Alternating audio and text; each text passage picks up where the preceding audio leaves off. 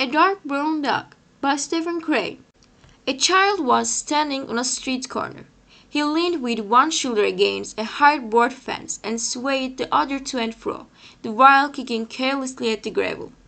Sunshine beat upon the cobbles, and the lazy summer wind raised yellow dust, which trailed in clouds down the avenue. Clattering trucks moved with indistinctness shrouded. The child stood dreamily gazing. After a time, a little dark brown dog came trotting with an intent air down the sidewalk. A short rope was dragging from his neck. Occasionally he trod upon the end of it and stumbled. He stopped opposite the child, and the two regarded each other. The dog hesitated for a moment, but presently he made some little advances with his tail. The child put out his hand and called him. In an apologetic manner the dog came close, and the two had an interchange of friendly pattings and waggles. The dog became more enthusiastic with each moment of the interview, until with his gleeful caprice he threatened to overturn the child, whereupon the child lifted his hand and struck the dog a blow upon the head. This thing seemed to overpower and astonish the little dark brown dog, and wounded him to the heart. He sank down in despair at the child's feet. When the blow was repeated, together with an admonition in childish sentence, he turned over upon his back, and held his paws in a peculiar manner. At the same time, with his ears and his eyes, he offered a small prayer to the child. He looked so comical on his back, and holding his paws peculiarly, that the child was greatly amused, and gave him little taps repeatedly, to keep him so. But the little dark brown dog took this chastisement in the most serious way, and no doubt considered that he had committed some grave crime, for he wriggled contrite and showed his repentance in every way that was in his power. He pleaded with the child and petitioned him, and offered more prayers. At last the child grew weary of this amusement and turned toward home. The dog was praying at the time. He lay on his back and turned his eyes upon the retreating form. Presently struggled to his feet and started after the child. The latter wandered in a perfunctory way toward his home, stopping at times to investigate various matters. During one of these pauses he discovered the little dark brown dog, who was following him with the air of a footpad. The child beat his pursuer with a small stick he had found. The dog lay down and prayed until the child had finished, and resumed his journey. Then he scrambled erect and took up the pursuit again. On the way to his home the child turned many times and beat the dog, proclaiming with childish gestures that he held him in contempt as an unimportant dog, with no value save for a moment. For being this quality of animal the dog apologized and eloquently expressed regret, but he continued stoutly to follow the child. His manner grew so very guilty that he slunk like an assassin. When the child reached his doorstep, the dog was industriously ambling a few yards in the rear. He became so agitated with shame when he again confronted the child that he forgot the dragging rope. He tripped upon it and fell forward.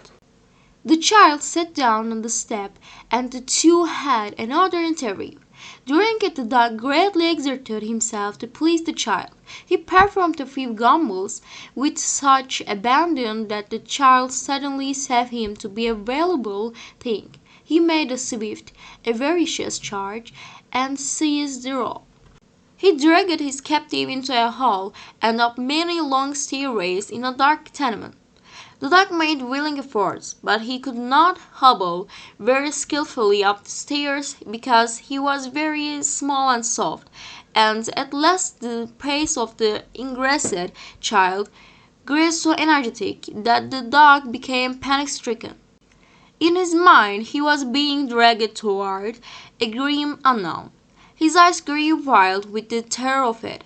He began to wiggle his head frantically and to brace his legs. The child redoubled his exertions.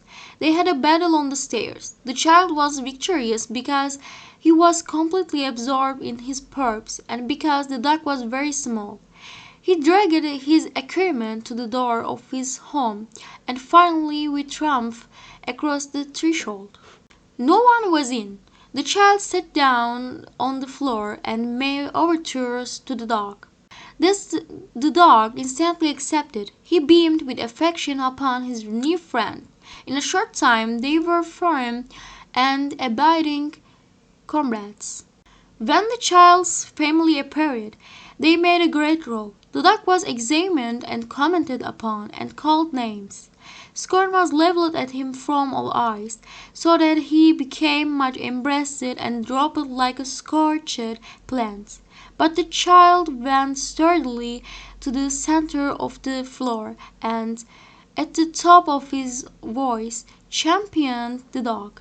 It happened that he was roaring protestations, with his arms clasped about the dog's neck, when the father of the family came in from work.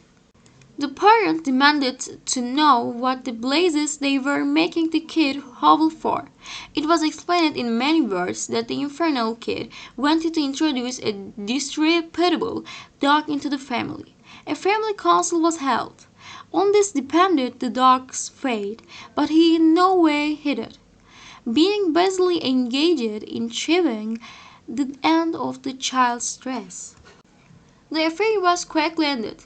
The father of the family, it appears, was in a particularly savage temper that evening, and when he perceived that it would amaze and anger everybody if such a dog were allowed to remain, he decided that it should be so. The child, crying softly, took his friend off to a retired part of the room to hobnob with him, while the father quelled a fierce rebellion of his wife. So it came to pass that the dog was a member of the household. He and the child were associated together at all times save when the child slept. The child became a guardian and a friend. If the large folk kicked the dog and threw things at him, the child made loud and violent objections. Once when the child had run, protesting loudly, with tears raining down his face and his arms outstretched to protect his friend, he had been struck in the head with a very large saucepan from the hand of his father, enraged at some seeming lack of courtesy in the dog. Ever after, the family were careful how they threw things at the dog. Moreover, the latter grew very skillful in avoiding missiles and feet. In a small room containing a stove, a table, a bureau, and some chairs, he would display strategic ability of a high order, dodging, feinting, and scuttling about among the furniture. He could force 3 or 4 people armed with brooms, sticks, and handfuls of coal to use all their ingenuity to get in a blow, and even when they did, it was seldom that they could do him a serious injury or leave any imprint. But when the child was present, the scenes did not occur. It came to be recognized that if the dog was molested, the child would burst into sobs, and as the child, when started, was very riotous and practically incorrigible, the dog had chosen a safeguard. However, the child could not always be near.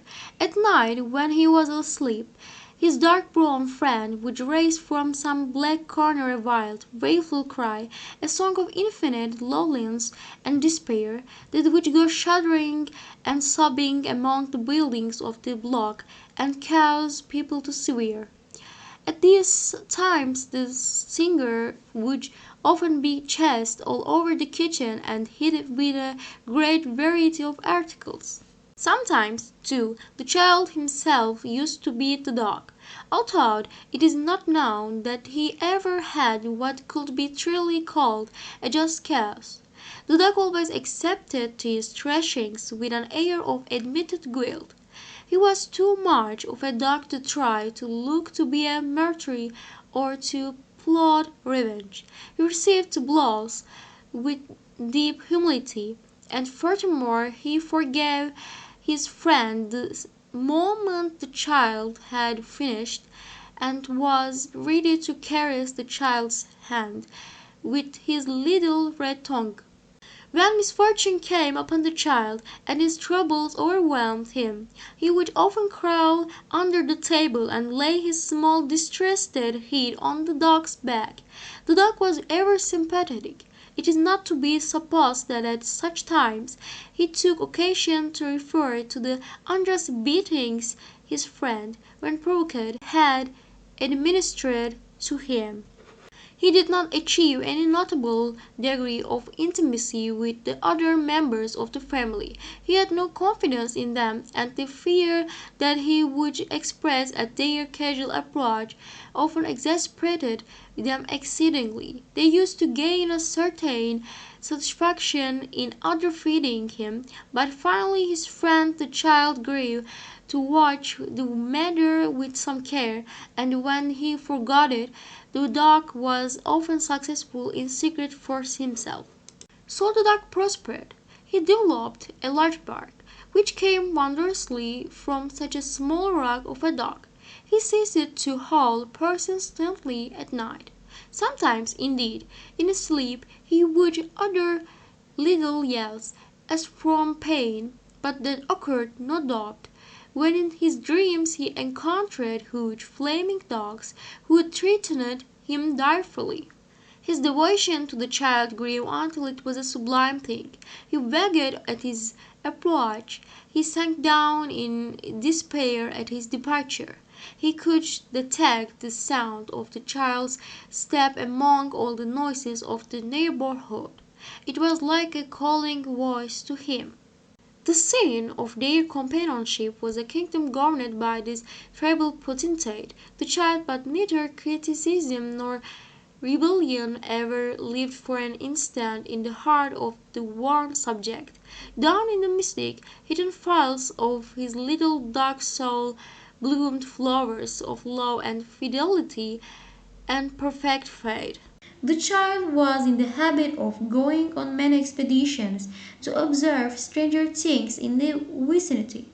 On these occasions his friend usually jogged aimfully along behind, perhaps thought he went ahead. This necessitated his turning around every quarter minute to make sure the child was coming. He was filled with a large idea of the importance of these journeys. He would carry himself with such an air. He was proud to be the retainer of so great a monarch. One day, however, the father of the family got quite exceptionally drunk. He came home and held carnival with the cooking utensils, the furniture, and his wife. He was in the midst of this recreation when the child, followed by the dark brown dog, entered the room. They were returning from their voyage. The child's pricked eyes. I instantly noted his father's state. He dived under the table, where experience had taught him was a rather safe place. The dog, lacking skill in such matters, was of course unaware of the true condition of affairs. He looked with interested eyes at his friend's sudden dive. He interpreted it to mean joyous gambol. He started to patter across the floor to join him.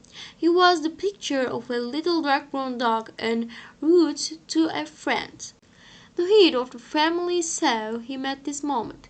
He gave a huge howl of joy and knocked the dog down with a heavy coffee pot.